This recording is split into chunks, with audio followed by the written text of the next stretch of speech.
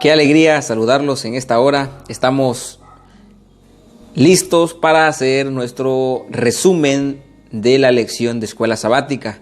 Te saluda Nemorio Machucho González y te da la más cordial bienvenida a este resumen. El título de nuestra lección fue La lectura de la palabra. Y nosotros podemos resumir, su servidor resumiría el concepto de la lección en 3 aplicaciones a nuestra vida. Número 1, la importancia de la palabra. ¿Por qué es importante que la palabra de Dios se esté estudiando? ¿Por qué es importante que nosotros volvamos al estudio de la palabra? Hay un texto y en este resumen vamos a revisar algunos textos de la Biblia, como por ejemplo el primero es Romanos capítulo 10, versículo 17.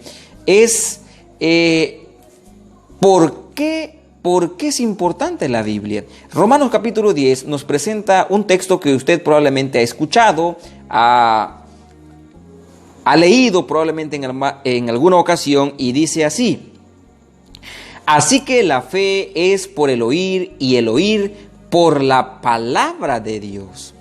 Aquí tenemos por qué es importante la Biblia, por qué es importante estudiar la Biblia, porque la Biblia nos devuelve la vida, porque la Biblia nos devuelve la fe que en algunas ocasiones está muerta en nosotros.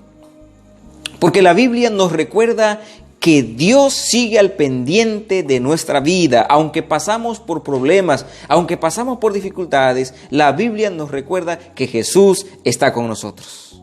La Biblia le recuerda a usted que Dios lo sigue amando, que Dios se preocupa por sus problemas.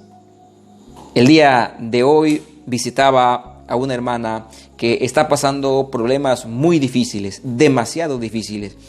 Tiene problemas de salud, tiene problemas con su hijo, tiene problemas familiares, y entonces sus hijos, incluso su pareja, le dice: ¿dónde está tu Dios? ¿Dónde está tu Dios? Quiero que me digas, ¿dónde está tu Dios? Cuando estábamos fuera de la iglesia nos iba mejor. ¿Dónde está tu Dios? Y ella dice que en su desesperación se encerró en su cuarto y empezó a orar a Dios y empezó a estudiar la Biblia, y se encontró, me decía ella, con un salmo que es el 37. El Salmo 37 dice: no te impacientes a causa de los malignos, ni tengas envidia de los malhechores. Y ella decía: pastor, cuando yo me encontré con este texto, me reanimé. Porque el texto no solamente dice no te impacientes, él dice: confía en Jehová y haz el bien. No te impacientes, y dice: confía en Dios. ¿Por qué es importante la Biblia? Porque cuando nosotros nos sentimos tristes, agobiados por los problemas, la Biblia te va a decir: no te impacientes, confía en Dios y Él hará. Confía en Dios y Él hará. Mi querido hermano, por favor, confía en Dios. Créele a Dios. Créele a Dios. Cristo, Dios está contigo. Él está allí a tu lado para decirte que te ama, para decirte: estoy a tu lado, hijo. No temas, no desmayes, porque yo estoy contigo. La segunda lección que aprendemos aquí es reconocer el poder que tiene la palabra de Dios.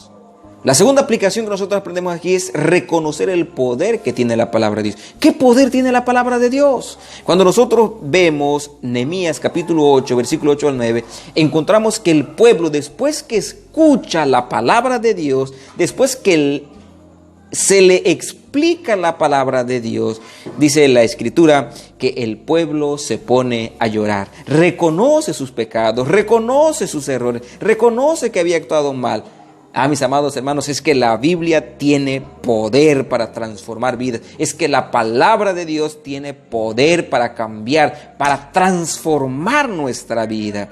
Con razón, el apóstol Pablo también escribiera: porque el amor de Cristo nos constriñe. En 2 Corintios 5:14 es lo que dice: porque el amor de Cristo nos constriñe. Porque la Biblia transforma nuestra vida. La Biblia sí tiene poder. Si seguimos pensando negativamente, si seguimos actuando negativamente, puede ser porque este libro está cerrado. Puede ser que este libro esté cerrado.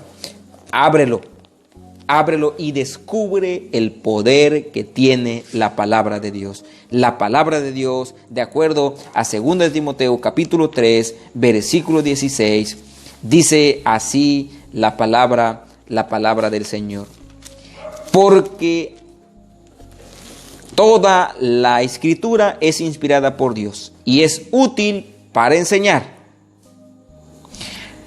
para redarguir, para corregir, para instruir en justicia, a fin de que el hombre de Dios sea perfecto, enteramente preparado para toda buena obra. Porque la palabra de Dios es inspirada por Dios y es útil para redarguir, para corregir, etcétera, etcétera, etcétera. Por favor, pon tu vida de acuerdo a la palabra de Dios, porque Cristo va a transformar tu vida. De modo que si alguno está en Cristo, nueva criatura es.